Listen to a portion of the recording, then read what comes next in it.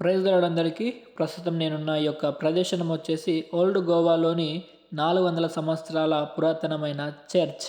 నేను గోవాలో విజిట్ చేసిన బెస్ట్ ప్లేస్ ఇదని చెప్పేసి నేను భావిస్తాను. అండ్ ఈ యొక్క చర్చికి వెళ్ళడం ద్వారా నేను ఆశ్రయించబడ్డానని కూడా నేను చెప్పడానికి నేను గర్వంగా భావిస్తున్నాను.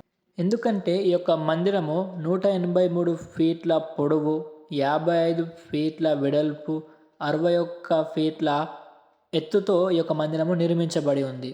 ఈ యొక్క మందిరము క్యాథలిక్‌కి సంబంధించిన మందిరం కాబట్టి మరియమ్మ గారు అదేవిధంగా దాని స్టాచ్యూస్ ఉన్నాయి. అదేవిధంగా ఈ యొక్క మందిరం యొక్క ఆర్కిటెక్చర్ చూసుకున్నట్టయితే చాలా బాగుంది. 400 సంవత్సరాల క్రితము నిర్మించబడిన యొక్క మందిరము ఇప్పటికీ చాలా దృఢంగా ఉండడము చాలా ఆశ్చర్యకరము. అదేవిధంగా ఈ యొక్క మందిరంలో రోజరీస్ అదేవిధంగా బైబుల్స్ కూడా వాళ్ళు అమ్ముతూ ఉన్నారు. నేను వెళ్ళింది క్రిస్మస్ సమయంలో కాబట్టి అక్కడ చాలా బాగా పశువుల పాకను కూడా ఇక్కడ నిర్మించడము జరిగింది.